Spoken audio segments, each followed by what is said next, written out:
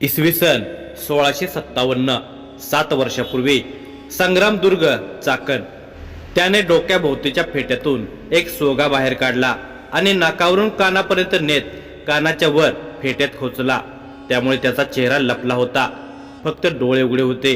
त्याने कमरेखाली गुडघ्यापर्यंत धोतर गुंडाळले होते। त्या धोतराला त्याने जाणून बुजून चिखलाने मळकट केलेले होते। त्याच्या सर्वांगावर त्याने तेल लावलेले होते। खांद्यावर जाडजोड चराटाचे वेटोळे होते। कमरेत एका बाजूला धोतराच्या नेसनावर एक थैली लटकवलेली होती, त्यात कापसाचे गोळे ठेवले होते। त्याने किल्ल्याच्या परकोटाकडे एक वार पाहिले। या बाजूच्या परकोटावर 10-12 गस्तकरी गस्त घालत होते। किल्ल्याच्या चौबाजूंपैकी या बाजूलाच गस्तकऱ्यांची संख्या कमी होती। अर्थात त्याने संपूर्ण नियोजन आखूनच चढाईसाठी या बाजूचा परकोट निवडलेला होता। संग्रामदुर्ग किल्ला आदिलशहाकडून मराठ्यांच्या ताब्यात 10 वर्षापूर्वीच आलेला होता, म्हणजेच इसवी सन 1647 साली। हा किल्ला आदिलशहाच्या ताब्यात असताना या किल्ल्याचा किल्लेदार फिरंगोजी नरसाळे हा होता। फिरंगोजी नरसाळे हा शहाजी राजांचा विश्वासू माणूस होता। त्यामुळे या किल्ल्याला स्वराज्यात घेण्यासाठी त्यावेळी शिवाजी राजांचा फारसा संघर्ष करावा लागला नव्हता। किल्ला स्वराज्यात आल्यावर छत्रपती शिवाजी राजांनी फिरंगोजीचीच किल्लेदार म्हणून नियुक्ती केली होती। अर्थात यावेळी फिरंगोजी शिवाजी राजांच्या वतीने संग्रामदुर्गचा किल्लेदार होता। 3 वर्षापूर्वी किल्ल्याच्या डागडुजीचे काम सुरू होते, ते आता पूर्ण झाले होते। किल्ल्याच्या अवतीभोवती दगडाचे ढिगारे आणि लहान मोठी झुडपे होती, त्यामुळे त्याला त्यांच्या आडोशाला लपत-छपत किल्ल्यापर्यंत पोहोचायला मदत झालेली होती। पण त्यासाठी सुद्धा त्याच्या अंगी असलेले कसब कामी आले होते, अन्यथा परकोटावरील गस्तकऱ्यांच्या बाणांचा तो केव्हाचा शिकार झाला असता। गस्तकरी अतिशय चोखपणे गस्त घालत होते। ते किल्ल्याच्या चौफेर नजर फिरवत परकोटावरून चालत होते। गस्तकऱ्याची नजर चुकवत तो झुडपात लपला। चंद्राच्या मंद चांदण्यात तो गस्तकऱ्यांची हालचाल बघू शकत होता। त्याने हळूच झुडपातून डोके बाहेर काढले। गस्तकरी थोडे पुढे गेले होते। झुडपांच्या आडोशाने पुढे सरकत तो परकोटाच्या अगदी जवळ आला होता। मग खांद्यावरच्या चराटाला त्याने खाली ठेवले। चराटाच्या तोंडावर असलेल्या पोलादी सळे भोवतीची गाठ त्याने अधिक घट्ट केली। त्या सळेचे पुढचे टोक वाकलेले होते, जेणेकरून ते परकोटाच्या खिडकीत सहज अडकवता यावे। त्याने एका पाखराचा लयबद्ध आवाज काढला आणि तो चढाई करणार असल्याच्या विरुद्ध दिशेला 2 कुत्र्यांचा जोरदार भुंकण्याचा आवाज झाला। त्याने काढलेला तो आवाज त्या कुत्र्यांसाठी इशारा होता। ती कुत्री झुडपांच्या आडून जोरजोराने भुंकत होती। त्यांचा आवाज वातावरणात अत्यंत तीव्रपणे घुमत होता। वातावरणातील शांतता त्या कुत्र्यांच्या भुंकण्यामुळे कमालीची भंग झाली होती। परकोटावरील पहारेकरी कुत्री भुंकत असलेल्या दिशेने जाऊ लागले। त्याला जे हवे होते तेच घडत होते, त्यामुळे त्याने एकवार स्वतःची स्मितहास्य केले आणि जमिनीवरची माती हाताना लावली। अंगाचे तेल हाताना लागल्याने चराटावरची पकड ढिली होऊ नये, हा त्या मागचा उद्देश होता। मग त्याने चराट हातात घेतले। ते 2 हात लांब पुढे मोकळे सोडले आणि तो ते वर फेकण्यासाठी हातात फिरवू लागला। मग खिडकीचा अचूक अंदाज घेत त्याने ते चराट वर फेकले। एकाच प्रयत्नात ते चराट खिडकीत अडकले। लोखंडी सळईचा खिडकीत अडकताना आवाज झाला, पण तो आवाज कुत्र्यांच्या भुंकण्यामुळे कुणाच्या कानावर पडला नाही। ती दोन्ही कुत्री निरंतर भुकत होती। त्याचा लाभ घेऊन तो वेगाने त्या चराटावरून वर चढू लागला। काही क्षणात तो खिडकीपर्यंत पोहोचला आणि चपळतेने गस्तकऱ्यांचे लक्ष चुकवून परकोटावर चढला देखील। किल्ल्यात आज सैनिकांची संख्या कमी होती। काही दिवसापासून आजूबाजूच्या गावात चोऱ्या लुटमारी अचानक वाढल्याने किल्लेदार फिरंगोजीने काही सैनिकांना त्या गावात सुरक्षेसाठी पाठवले होते, तर काही सैनिक झोपले होते। फक्त गस्तकरी तेवढे पहारा देत होते। तो पायऱ्याने खाली उतरून गेल्यावर पहारेकऱ्यांना आवाज जाणवला। ते त्याच्या दिशेने धावत येऊ लागले, पण तो पायऱ्यांना लागून असलेल्या भिंतीशी चिकटला। काही वेळ श्वास रोखून धरत तो तसाच उभा होता। त्यामुळे मगाशी आलेला आवाज पहारेकऱ्यांना भास असल्याचे वाटले आणि ते पुन्हा परकोटावर गस्त घालू लागले। तो मांजर पावलाने चालत कैदखान्याकडे जाऊ लागला। जागोजागी असलेल्या पहारेकऱ्यांचे लक्ष चुकवण्यात तो यशस्वी झाला होता। तो कैदखान्यापर्यंत पोहोचल्यावर एका खांबात लपला। तुरुंगाच्या बाहेर 2 शिपाई होते। त्यांना बघून त्याने आपल्या नाकासमोरचा कपडा अधिक घट्ट केला। मग धोतराच्या नेसनावर खोचलेल्या थैलीतून एक कापसाचा बोळा काढला त्या कापसाच्या बोळ्याच्या आत छोटासा दगड होता, जेणेकरून त्या बोळ्याचे वजन वाढावे आणि त्याला चेंडूसारखे लांब फेकता यावे. त्या कापसांच्या बोळ्यांना त्याने आधीच एका रसायनात भिजवून ठेवलेले होते. त्याने तो बोळा हळूच मशालीवर धरला, मग अर्धवट पेटवून लगेच विझवला आणि त्या शिपायांच्या दिशेने फेकला. ते शिपाई सावध झाले. कोण आहे रे तिकडे? एक शिपाई ओरडला. कुणी मशालीचा बोळा फेकला? त्या शिपायांना तो मशालीचा बोळा वाटला होता. त्याने त्या बोळ्याला नीट निरखून पाहिले. हा मशालीचा बोळा वाटत नाही, एक शिपाई म्हणाला. बरोबर. त्या सैनिकाने त्या बोळ्याला हातात घेतले. तो कापसाचा बोळा हातात घेतल्यावर त्यांना गुदमरू लागले आणि त्यांच्या डोळ्यासमोर अंधार पसरू लागला. क्षणात ते जमिनीवर पडले. मग तो लगेच धावत गेला आणि त्या कापसाच्या बोळ्याला शिपायांच्या कमरेवर अडकवलेल्या पाण्याच्या पिशवीतले पाणी ओतून विझवले. मग आजूबाजूला पाहिले आणि त्या शिपायांचे खिसे तपासले. कुठे ठेवल्यात? त्या सैनिकांच्या खिसे तपासत तो पुटपुटला. त्यांचे खिसे तपासून झाल्यावर त्याच्या चेहऱ्यावर निराशेचे भाव प्रकटले. बहुतेक त्याला जी वस्तू त्यांच्या खिशात असणे अपेक्षित होती ती त्याला मिळत नव्हती. ह्यांच्या तर त्याने निराशेने त्या सैनिकांच्या छातीवर मूठ आपटली आणि तो लगेच वळून तुरुंगाच्या दाराजवळ गेला. प्रत्येक दारात तो ढुंकून पाहत होता. मग तो एका तुरुंगाच्या दाराजवळ थांबला आणि त्याने हळूच त्या तुरुंगात असलेल्या 5 कैद्यांना हाताने इशारा केला. ते कैदी दाराजवळ आले. बा, तो त्या कैद्यांपैकी एकाला म्हणाला. तो कैदी त्याचा पिता होता. ते सर्वजण सह्याद्रीतले कुख्यात दरोडेखोर होते, परंतु त्यांच्या त्या टोळीला फिरंगोजीने 15 दिवसापूर्वी कैद केले होते. भिकाजी, त्याचे वडील पुटपुटले. त्याने होकाराती मान हलवली. तू कशाला आलास? तू सुद्धा पकडला जाशील. त्याचे वडील व्याकुळ होऊन म्हणाले. काळजी नको करूस बा, मला कुणी पकडणार नाही. तो हळूच म्हणाला. बघितले काय, पहारा किती कडक आहे इथं. त्याचे वडील समजावण्याच्या सुरात म्हणाले.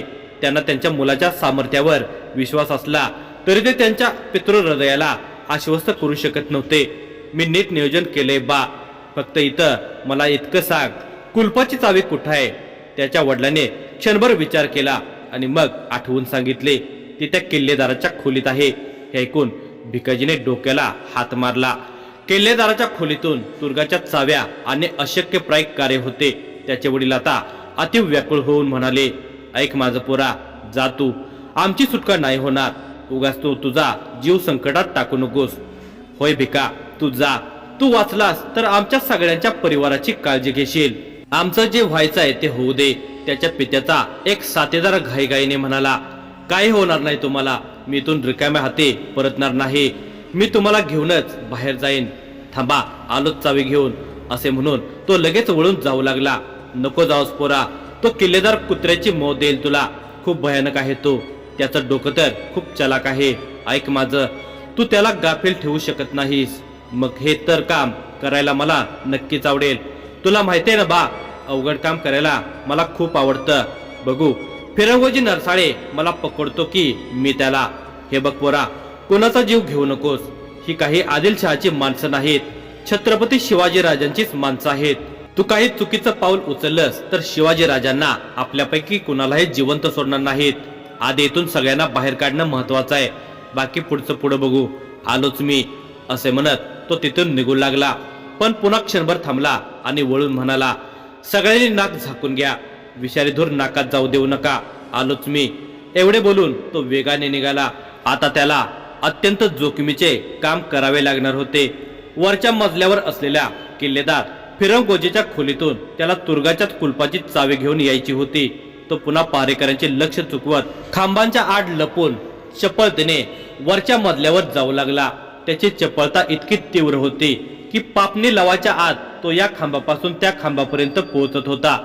पहारेकरी अत्यंत कटाक्षाने पहारा देत होते, तरी सुद्धा तो त्यांच्यावर सरस ठरत होता. तो वरच्या मजल्यावर पोहोचला देखील. किल्लेदाराच्या खोलीबाहेर 2 पहारेकरी पहारा देत होते.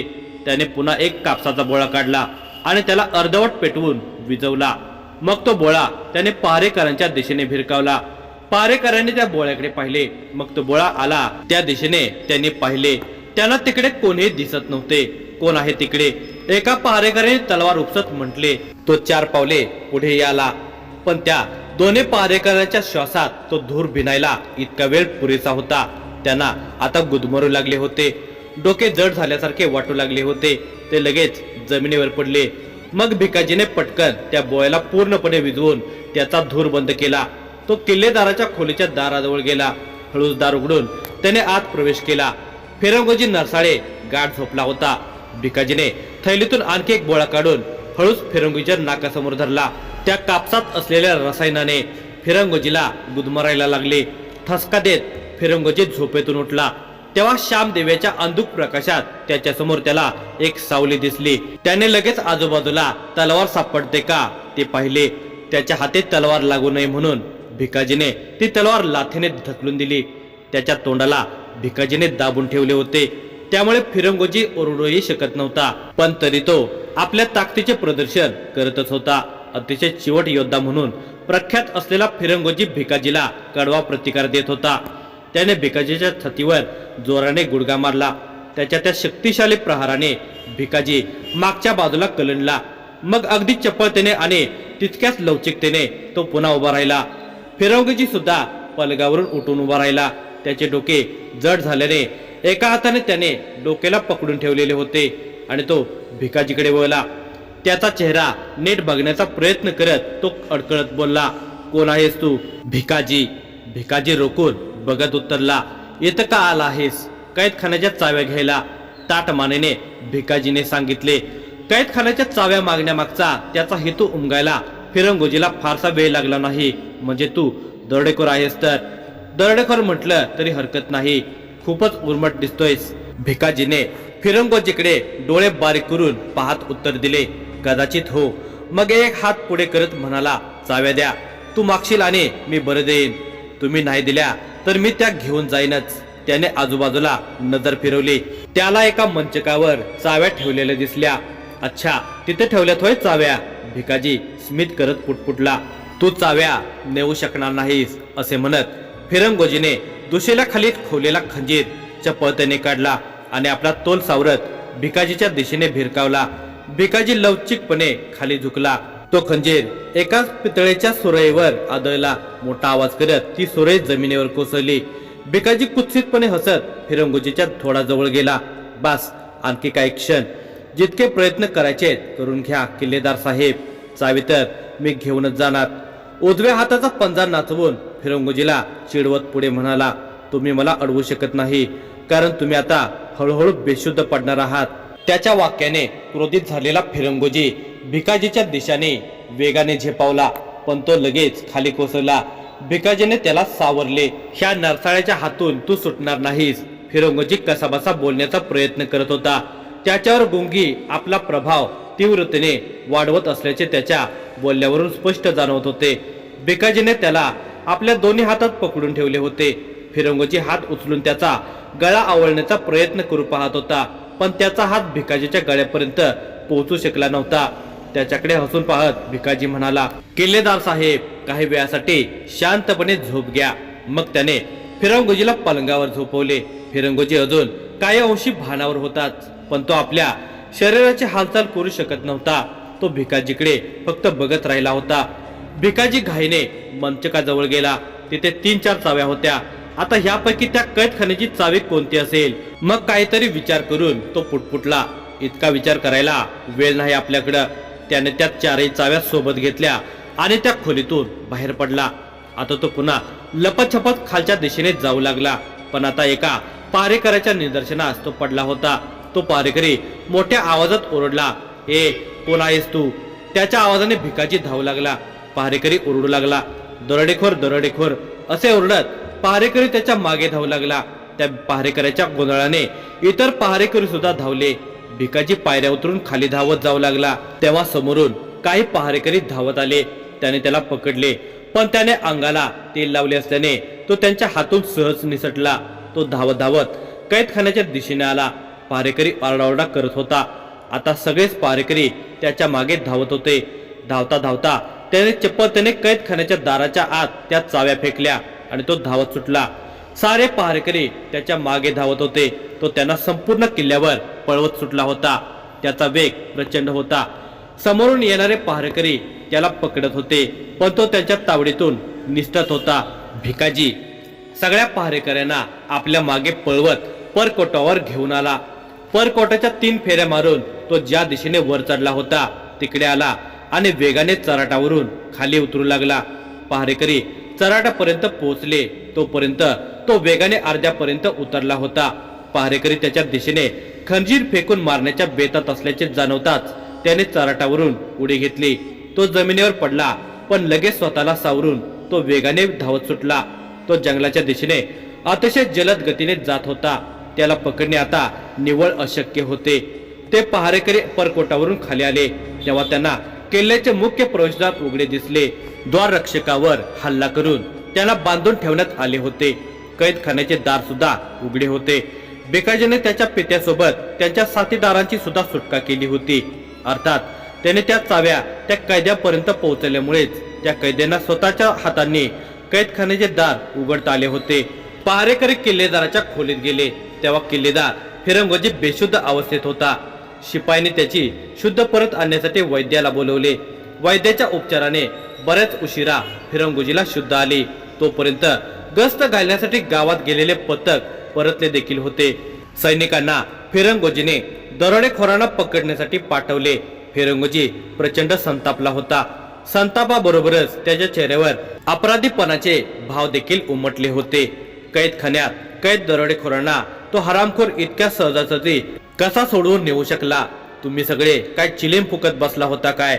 तो आपल्या पहारेकऱ्यावर कडाडला. मग वेगाने आपल्या प्रमुख अधिकाऱ्याकडे वळत म्हणाला, महाजी, तो दरोडेखोर मला जिवंत हवा आहे.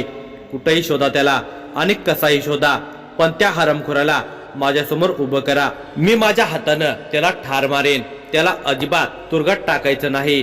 जीव घ्यायचाय त्या सगळ्या दरोडेखोरांचा. त्याने आपल्या हाताची मूठ घट्ट आवळली होती. संतापाने त्याने ती मूठ खांबावर आदळली.